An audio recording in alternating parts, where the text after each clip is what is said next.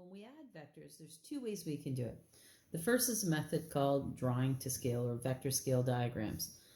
The other way is using vector components. We learned both of these last year, so this will be just an easy refresher.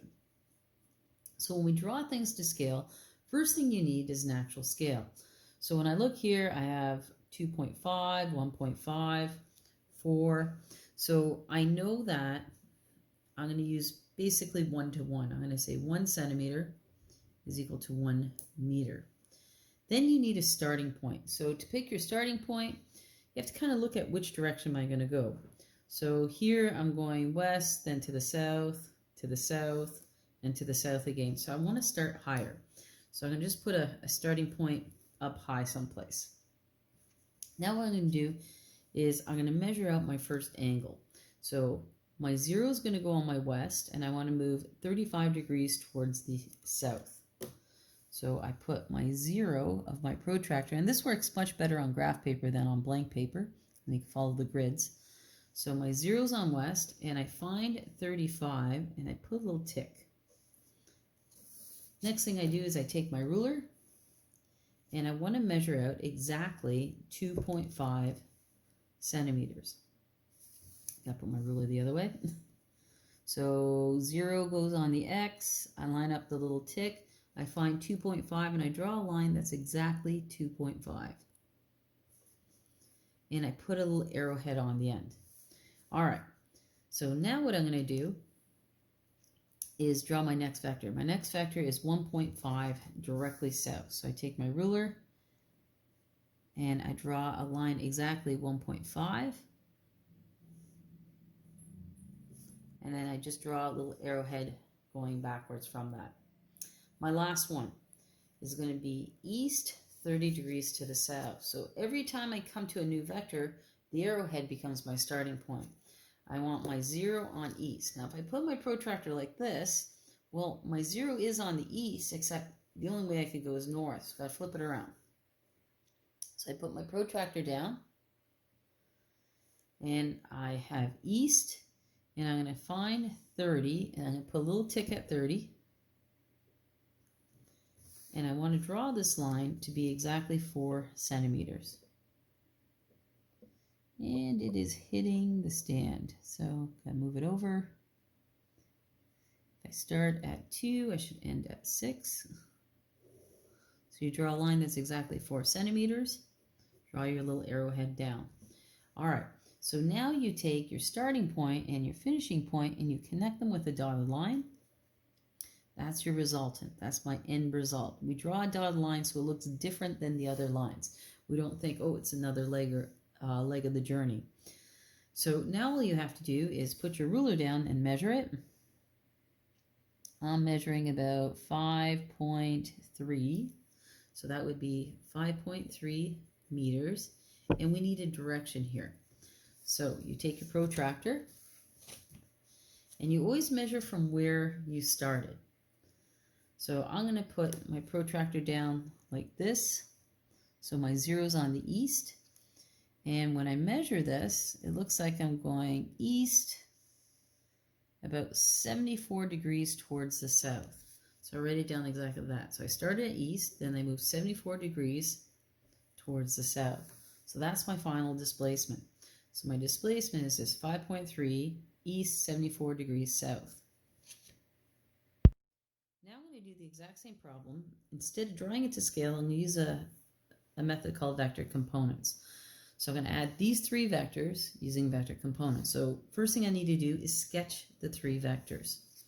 So this one is going west and then down to the south. So I want to draw a vector something like that. It doesn't have to be perfect, just approximately, where this angle in here is 35 degrees. The next one is straight south. That's easy. It's 1.5 meters. So it's 2.5 meters. And my last one is east. So I'm going east and then south. So I'm going to start it over here a little bit more. And they're not to scale, so they don't have to be perfect. This little angle in here would be the 30. So once you sketch them, now we actually want to find the components. So for this first one, I have the horizontal component goes to the left, and then the vertical one just goes straight down. So the pink and the purple give me the green. So that plus that give me this green thing. Well, now it's basic trig. So this side here is the adjacent side. So that means I'm using cos, and it's always going to be the hypotenuse, which is 2.5, cos the angle, which in this case is 35, and that gives me 2.05. And the direction is to the left. It's important to write in the direction. The pink one is across, so that's the opposite side. So I'm going to use sine. So it'll be 2.5 sine 35, which gives me 1.43 down.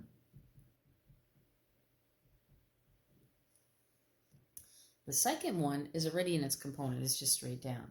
So it takes me to the third one, where I'm going to draw first the horizontal component in. So going to the right, and then straight down.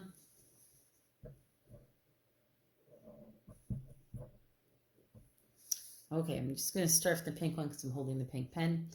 The pink one is across, so it's almost 4 meters. So that's opposite, so opposite is sine, so it'll be sine, in this case 30 degrees.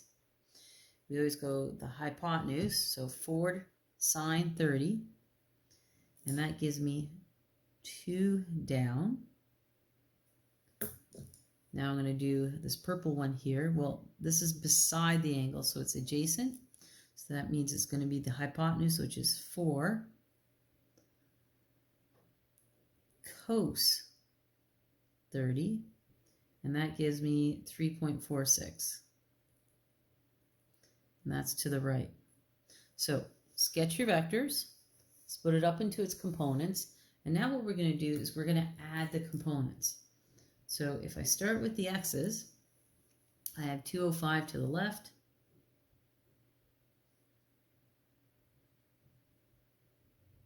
and I'm going to add 3.46 to the right. There's a problem here. They're facing opposite ways. We can't have them facing different ways. So what we want to do is make one of them negative. Make the smaller one negative. It just makes the math easier.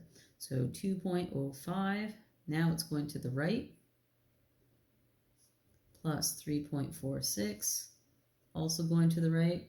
When I add those two together, I get 1.41.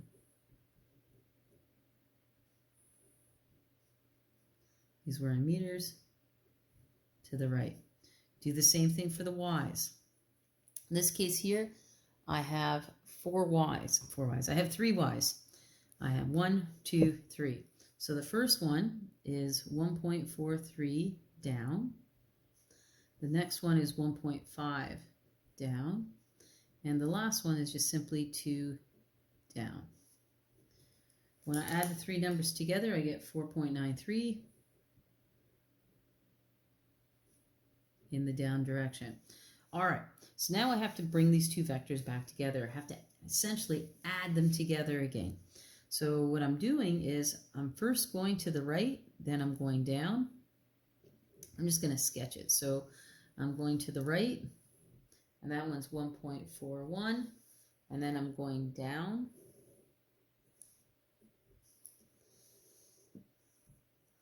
.93. And I want to find this resultant here.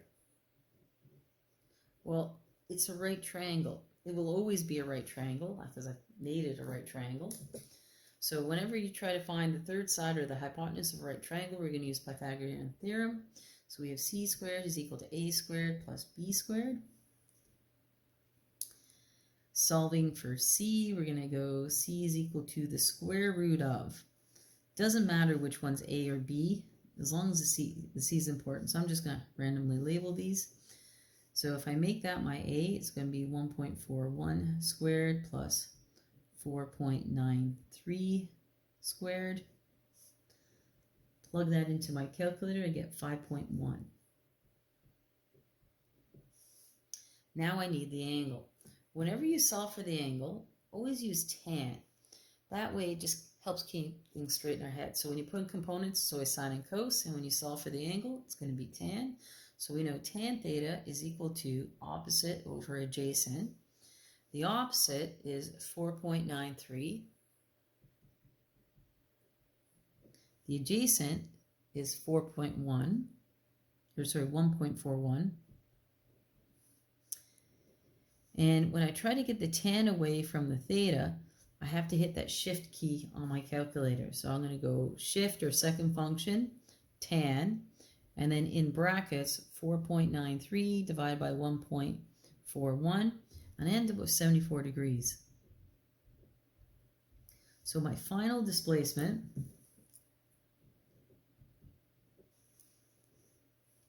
is 5.1 meters. And I have to look at my directions here. First I went east, so it'll be east, 74 degrees towards the south.